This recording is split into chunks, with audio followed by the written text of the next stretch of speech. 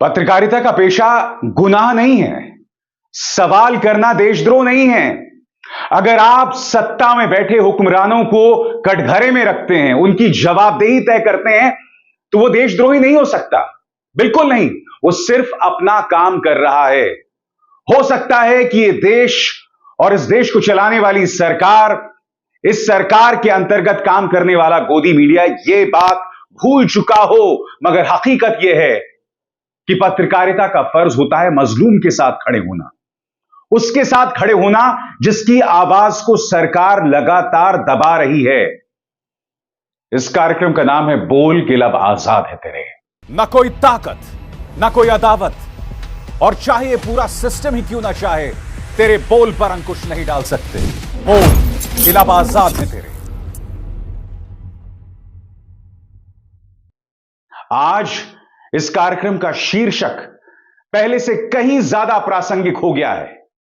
एक ऐसे दौर में जब पत्रकारों पर निशाना साधा जा रहा है सच कहने के लिए, सत्ता के हुक्मरानों को कटघरे में रखने के लिए, क्योंकि सत्ता के हुक्मरानों के पास एक आसान सा रास्ता है, उन्हें आतंकवाद की धाराओं में फंसा दो। मामला कोर्ट्स में बरसों बरस चलते रहेगा और इस देश को परवाह नहीं है। बोल के लब आजाद है तेरे। मैं अभिसार शर्मा। मैं आपको बतलाना चाहूंगा दोस्तों कि दिल्ली में पत्रकारों का हुजूम फिर इकट्ठा हुआ। पत्रकार ये कह रहे हैं कि मुद्दों को कवर करना, घटनाओं को दर्शकों तक पहुंचाना एक गुनाह नहीं है। अगर शाहीन बाग में एक आंदोलन हो रहा है और जमीन पर जाकर पत्रकार उसे कवर करता है तो वह कोई गुनाह नहीं है। अगर दिल्ली दंगे हो रहे हैं और पत्रकार वहां पहुंच के आप तक हकीकत पहुंचाता है तो वो गुनाह नहीं है। अगर किसान आंदोलन कर रहा है जहां सिंघू और टीकरी बॉर्डर पर करीब 700 किसानों ने अपनी जानें दे दी, तो वो गुनाह नहीं है। दोस्तों, मैं आपको बतलाना चाहूंगा जो पत्रकारों का हुजूम इकट्ठा हुआ, आप में से कई लोग जानते हैं कि न्यूज क्लिक के संस्थापक प्रबीर पुरकायस्थ और न्यूज क्लिक से ही जुड़े अमित जो हैं, उन्हें यूएपीए यानी कि जो धाराएं आतंकवाद पर या आतंकवादियों पर लगाई जाती है, उन धाराओं में उन्हें जेल में बंद कर दिया गया है। पत्रकार उनके पक्ष में सामने आए। पत्रकार हर उस पत्रकार के पक्ष में सामने आए जिन पर हुक्मरान और सत्ता पक्ष जुल्म करता है, बेतहाशा ताकत का इस्तेमाल करके। सिद्दीक कप्पन को आप भूल गए? सिद्दीक कप्पन तो हाथरस पहुंचा भी नहीं था और इस पर आतंकवाद की धाराएं लगा दी गई थी। कल्पना से भी विचित्र खेल ये लगातार किया जा रहा है, जहां सत्ता से सवाल पूछने वाले पत्रकारों पर दबिश डाली जा रही है। Income tax, ED, Delhi police की रेड्स मारी जा रही हैं और सबसे शॉकिंग, पत्रकारों से उनके काम करने के औजार छीने जा रहे हैं, चाहे वो मोबाइल फोन्स हों या लैपटॉप हों। पत्रकार एक आवाज में बोल रहे हैं, खासकर वो पत्रकार जो पत्रकारिता के सही मायनों को समझते हैं। उन्होंने कहा कि लैपटॉप्स और मोबाइल तो पत्रकार के काम करने का जरिया है। आखिर पुलिस उसे छीनकर क्यों ले जा रही है और कितना वक्त लगाएगी उसे वापस करने में? सुनिए तमाम पत्रकार इस मुद्दे पर क्या कह रहे हैं। लिस्ट का तो पूरे सोर्सेस, उसका पूरा लाइफ, प्रोफेशनल लाइफ उस मोबाइल फोन या वो लैपटॉप में होता है। उसके बाद अगर आप वो पूरा उठा के ले जाते हो बिना प्रोसीजर के, और देशों में और डेमोक्रेसीज में जुडिशियल ऑर्डर लाना पड़ता है और उसके बगैर आप मोबाइल या डिवाइसेस नहीं ले जा सकते, उसमें बड़ी रिस्ट्रिक्शंस हैं। इंडिया में अभी तक कोई प्रोसीजर, इस्टेब्लिश्ड प्रोसीजर नहीं है। लोगों का लाइवलीहुड के ऊपर भी अटैक है। बहुत लोग लैपटॉप से ही अपना कॉपी लिखते हैं, कभी लिख नहीं पा रहा है, जर्नलिज्म का काम नहीं कर पा रहा है, जिसके बहुत सारे लोगों का जीवन चलता है। हम डिमांड कर रहे हैं तुरंत इसको वापस करें। पुलिस तो देख सकती है, मोबाइल और लैपटॉप देखने के बाद इतना दिन रोकने का कोई कारण तो हमें समझ में नहीं आ रहा है। आजकल अगर इंडिया है डिजिटल इंडिया, तो डिजिटल इंडिया में तो ये छोटी सी बात है, किसी लैपटॉप मोबाइल को इंटरसेप्ट करके किसी इंफॉर्मेशन लेना। वो डिवाइस का सीज करने का मतलब है कि वो नहीं चाहते हैं कि पत्रकार के पास ये डिवाइस रहे। Why is the government doing this? Because in the end, journalism dies not one journalist at a time, but it dies one institution at a time. We often dwell on bylines, anchors, investigative stories, but journalism survives only as long as institutions survive that can support it, let it run, and provide a platform in which it can be done. And this choking of institutions is one of the most critical facts of our democracies. We are looking at a very, very grim situation. As Hartosh said, any book you read, any article you read by well-known scholars, historians, who tell you what are the various points leading up to a fascism of the Nazi kind, that those factors are all there. Those factors are all there and staring us in the face. We all know what it means when communication devices are seized by a government whose investigative agencies stand accused of planting forensic evidence in cases like Bhima Koregaon. We know where this is likely to lead. Under these circumstances, and we all understand what these problems are, the question is, where do we stand? What do we need to do? This is not a government, a democratic government. This is a tyranny. And all of us have to fight it. If the government thinks that we will get tired and we will go, no, this is going to grow.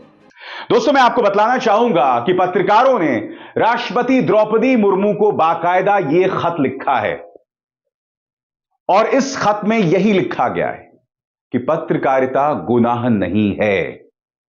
राष्ट्रपति से appeal की गई है कि जिस तरह से पत्रकारों पर निशाना साधा जा रहा है, इस पर कार्रवाई की जाए। मगर क्या राष्ट्रपति इसका संज्ञान लेंगी? Chief justice of India DY Chandrachud को बाकायदा एक खत लिखा जा चुका है। क्या वो इस पर संज्ञान लेंगे और सरकार को नसीहत जारी करेंगे? याद कीजिए दोस्तों, अभी कुछ ही दिनों पहले DY चंद्रचूड़ को पत्रकारों ने एक लंबा चौड़ा खत लिखा था और उसमें उन्होंने कुछ मांगे की थी। वो मांगे क्या थी कुछ देर बाद, मगर मैं आपको बतलाना चाहूंगा, पत्रकार जो जमा हुए उनके सामने कई सवाल थे। सबसे बड़ा सवाल कि क्या अब पत्रकार जमीन पर भी नहीं जा सकता? अब वो उन मुद्दों का जमीनी कवरेज भी नहीं कर सकता जिससे सरकार कटघरे में है। यह सोच तो हैरत पैदा करती है जब जांच एजेंसीज पत्रकारों से यह सवाल पूछते हैं कि भाई किसान आंदोलन करके या शाहीन बाग आंदोलन करके या महिला पहलवान जिस तरह से सड़क पर उतर जाती हैं, ये तमाम आंदोलनों से ये लोग सरकार के लिए मुश्किल हालात क्यों पैदा कर रहे हैं? इसका आसान सा जवाब यह है, 2014 से पहले भी कई आंदोलन हुए थे। अन्ना आंदोलन हुआ था, तब तो किसी ने बात नहीं की थी कि सरकार के लिए असहज स्थिति पैदा की जा रही। निर्भया को लेकर, याद कीजिए, निर्भया को लेकर दिल्ली और देश के कई हिस्सों में आंदोलन हुआ था। उस वक्त तो दिल्ली पुलिस ने बहुत ही मुस्तैदी से काम किया था, गुनाहगारों को तुरंत पकड़ लिया था, मगर बावजूद इसके लोग सड़क पर थे, प्रदर्शन कर रहे थे, सवाल उठा रहे थे। उस वक्त प्रदर्शनकारियों को एंटी नेशनल नहीं बताया गया था। पत्रकार ये कह रहे हैं कि इस वक्त जो हालात हैं वो तो आपातकाल की याद दिला रहे हैं। सुनिए पत्रकार क्या कह रहे हैं। 24 घंटे के अंदर इतने ज्यादा पत्रकारों पे पुलिस रेड और उनकी सारी डिवाइसेस ले लेना, उनको डराना धमकाना, UAPA के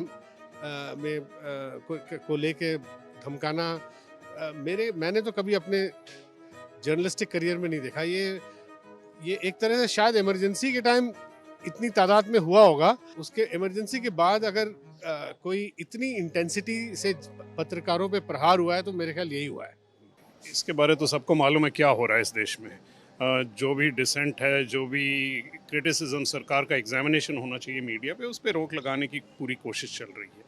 और ये रोक सिर्फ इंडिविजुअल तौर पे नहीं हो रही है, आप ये रोक तभी लगा सकते हैं जब आप इंस्टीट्यूशंस को डिस्ट्रॉय करें। और तो खास करके ये जो न्यूज़ क्लिक वाले केस में सामने जो मामला आया है उससे दिख रहा है कि किस तरह से इंस्टीट्यूशंस के पीछे जाना है, क्योंकि अभी तक हमें ये नहीं बताया गया है कि यहाँ पे क्राइम क्या है, एक्शनेबल ऑफेंस क्या है। और हमें मालूम है कोई ऐसा ऑफेंस नहीं है। जो भी सरकार बनाना चाहती है, बना के कुछ ना कुछ कार्रवाई करने के लिए वो रीजंस ढूंढती है, वो ही कर रही है इस केस में। जब पत्रकारों से जब सवाल किए गए तो उनसे जो है किस प्रकार के सवाल किए गए कि आपने ये किसान आंदोलन क्यों कवर किया, आपने जो कोविड पर जो है सरकार की आलोचना क्यों की, या जो दिल्ली में जो भयंकर दंगे हुए थे उस पर आपने क्यों रिपोर्टाज किया? तो इस टाइप के तो सवाल पूछे गए हैं उन जो है पत्रकारों से। और जबकि पब्लिक के सामने और एफआईआर में भी ऐसी बेतुके बातें मतलब कह रहे हैं कि जो है चाइना से फंडिंग आता है। और तो ये जो दोहरा जो रूप है ये हमारी जो है सरकार को शोभा नहीं देता है। अगर वो अपने आप को सबसे जो विश्व का सबसे ताकतवर लोकतंत्र जो है मानकर अपने आप को देती है, खिताब दे रही है सरकार, तो ये जो एक तरफा जो इंक्वायरी हो रहा है और जो इंटिमिडेशन जो है मीडिया को डराने की जो प्रक्रिया है, ये बहुत ही निंदनीय है। They have used anti-terror laws against journalists and those who are controlling small media houses, and they are doing it in the pretext of trying to control anti-India activity. There is nothing anti-India about NewsClick's journalism. NewsClick's journalism has been exceptional. It has responded to events as they have happened. It has been a beacon of the free press. जब आप media पे हमला करते हैं तो ये हमला media पे तो होता ही है, लेकिन लोकतंत्र और कॉन्स्टिट्यूशन, क्योंकि दोनों से हमें गारंटी मिलती है, कॉन्स्टिट्यूशन से मिलती है, तो इसका हमला आपने संविधान पे भी किया और इसके लोकतंत्र संकट में है। दोस्तों, मैंने आपको बतलाया कि राष्ट्रपति द्रौपदी मुर्मू से गुहार लगाई गई है। बात सिर्फ वहां तक सीमित नहीं है। अभी कुछ ही दिनों पहले chief justice of India DY Chandrachud को एक खत लिखा गया। इसमें कई मांगे की गई, खासतौर से 4 मांगे की गई थी कि क्या क्या किया जाना चाहिए। कई गुजारिशें की गई, कई अपील की गई, क्योंकि सवाल सच्ची पत्रकारिता का है। मैंने इसी मुद्दे पर अपने एक अन्य मंच पर एक कार्यक्रम किया था कि chief justice of India DY Chandrachud से क्या मांग की गई थी। आइए सुनते हैं। सुप्रीम कोर्ट कदम उठाए और मीडिया के खिलाफ जांच एजेंसीज के दमनकारी इस्तेमाल को खत्म करे। उन्होंने पुलिस की तरफ से पत्रकारों के इलेक्ट्रॉनिक उपकरणों जैसे मोबाइल फोन और लैपटॉप को जब्त करने पर सुप्रीम कोर्ट से दिशा निर्देश मांगे हैं। क्योंकि मैं आपको बता दूं दोस्तों, जब मेरा भी लैपटॉप और मोबाइल फोन जब्त किया गया था तो मुझे कोई भी लिखित फरमान नहीं दिया गया था कि भाई हम ये ले रहे हैं और इतने दिनों में आपको ये वापस मिल जाएगा। क्योंकि दोस्तों, लैपटॉप में पैसे लगते हैं, मोबाइल फोन्स में पैसे लगते हैं। झाड़ में जो है ये लटके हुए नहीं मिलते हैं। आप अपनी मेहनत की कमाई से ये चीजें खरीदते हैं ताकि आप काम कर सकें। लैपटॉप, मोबाइल फोन एक पत्रकार के बहुत जरूरी उपकरण हैं, मगर बगैर ट्रांसपेरेंसी के इन्हें जब्त कर लिया गया। आगे क्या अपील की गई है? पिछले 24 घंटों के घटनाक्रम में हमारे पास आपकी अंतरात्मा से संज्ञान लेने और हस्तक्षेप की अपील करने के अलावा कोई ऑप्शन नहीं बचा है। इससे पहले कि बहुत देर हो जाए और एक निरंकुश पुलिस राज्य आदर्श बन जाए, यानी कि देर ना हो जाए चंद्रचूड़ साहब, यह देश एक पुलिस स्टेट ना बन जाए कि पुलिस किसी के घर में घुसे और उन पर कार्रवाई की जाए। यह appeal chief justice of India DY Chandrachud से की गई है। आगे गौर कीजिए दोस्तों, पत्र में कहा गया है, सच्चाई यह है कि आज भारत में पत्रकारों का एक बड़ा वर्ग प्रतिशोध के खतरे में काम कर रहा है, बदले के खतरे में काम कर रहा है। और यह जरूरी है कि न्यायपालिका सत्ता का सामना बुनियादी सच्चाई से करे कि एक संविधान है जिसके प्रति हम सब जवाबदेह हैं। Chief justice of India DY Chandrachud से अपील की जा रही है कि सरकार से कहिए कि आपको एक संविधान के अंतर्गत काम करना है। आप बदले की कार्रवाई के अंतर्गत नहीं काम कर सकते पत्रकारों के खिलाफ जो आपसे सवाल करते हैं। आगे, UAPA का इस्तेमाल खास तौर से डरावना है। पत्रकारिता पर आतंकवाद के रूप में मुकदमा नहीं चलाया जा सकता। आप प्रबीर पुरकायस्थ को आतंकवादी बता रहे हैं, उन पर आतंकवाद की धाराएं लगा रहे हैं। यह किसी भी रूप में स्वीकार्य नहीं है। पत्रकारों ने chief justice of India DY Chandrachud से अपील की है। पत्र में बताया गया कि हाल के दिनों में कई मौकों पर देश की जांच एजेंसियों को प्रेस के खिलाफ हथियार बनाया गया है। उत्पीड़न के साधन के रूप में और स्वतंत्र प्रेस पर अंकुश लगाने के साधन के रूप में पत्रकारों के खिलाफ राजद्रोह और आतंकवाद के मामले दर्ज किए गए हैं। याद है आपको सिद्दीक कप्पन? 2 साल तक सिद्दीक कप्पन को जेल में बंद कर दिया गया था यूएपीए के अंतर्गत और 2 साल बाद उन्हें बेल मिलती है। कोई सबूत नहीं, कोई मामला नहीं, मगर इस व्यक्ति को जेल में बंद कर दिया जाता है। याद कीजिए, डॉक्टर कफील खान,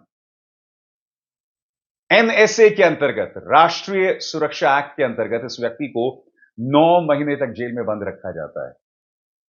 यह टॉर्चर है, यह नाइंसाफी है, ज्यादती है। पत्र में आगे क्या कहा गया है? मीडिया को धमकी समाज के लोकतांत्रिक ताने बाने को प्रभावित करती है और पत्रकारों को एक केंद्रित आपराधिक प्रक्रिया के अधीन करना, क्योंकि सरकार राष्ट्रीय और अंतर्राष्ट्रीय मामलों में उनके कवरेज को अस्वीकार करती है, बदले की धमकी से प्रेस को शांत करने का एक प्रयास है। दोस्तों, मैं आपको बतलाना चाहूंगा कि प्रेस क्लब ऑफ इंडिया, डिजिपब जैसी संस्थाओं ने जो अपील की है उसमें 4 बिंदुओं का जिक्र है। ये 4 अपील की गई हैं कि आप ये कीजिए ताकि पत्रकारों पर दमन ना हो, और वो 4 अपील क्या हैं, एक एक करके आपकी स्क्रीन पर आ रही हैं। दोस्तों, पत्रकारों के फोन और लैपटॉप को अचानक जब्त करने को डिस्करेज करने के लिए मानदंड तैयार करना, जैसा कि मामला रहा है। प्रसिद्ध शिक्षाविदों राम रामस्वामी और अन्य द्वारा दायर एक रिट याचिका में सुप्रीम कोर्ट इस मुद्दे पर विचार कर रहा है। भारत संघ WPCR संख्या 138/2021 और इन कार्रवाइयों में भारत संघ द्वारा हलफनामों से संतुष्ट नहीं है, जबकि न्याय के पहिए घूम रहे हैं। राज्य ने दंड मुक्ति के साथ कार्य करना जारी रखा है।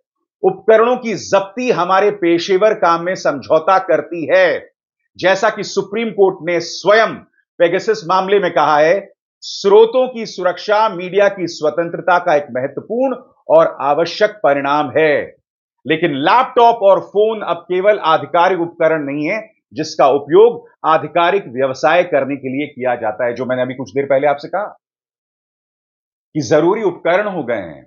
मेरी लाइफलाइन है मेरा लैपटॉप और मेरा मोबाइल फोन, और इस तरह से आप उसे जब्त नहीं कर सकते बगैर पारदर्शी प्रक्रिया अपनाएं।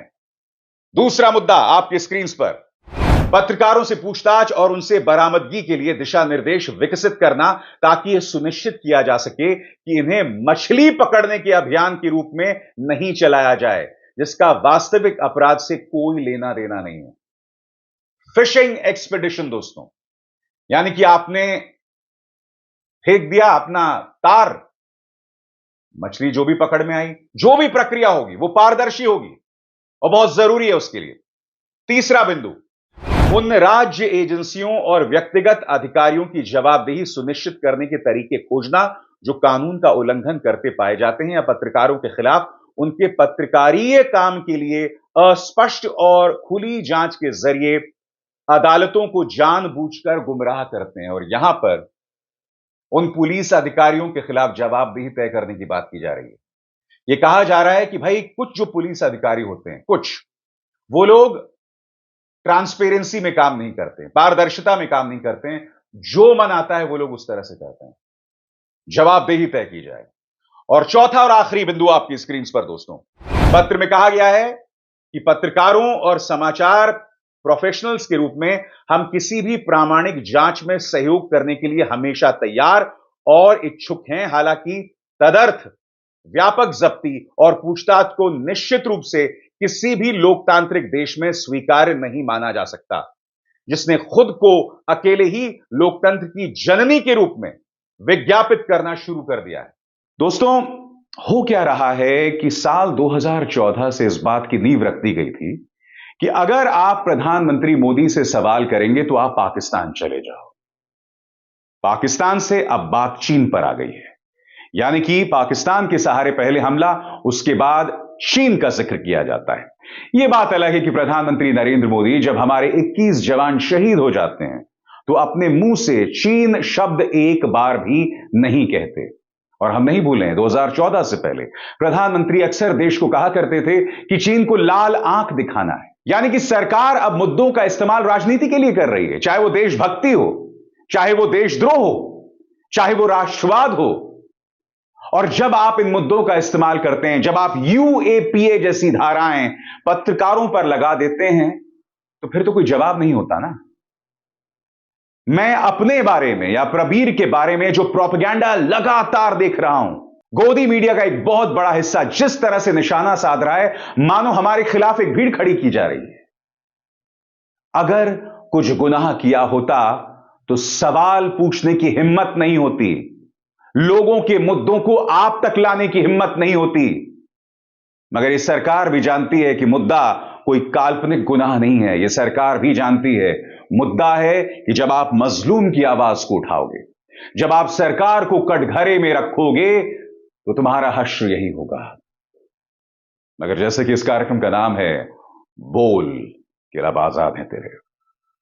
अभिसार शर्मा को दीजिए इजाजत। नमस्कार।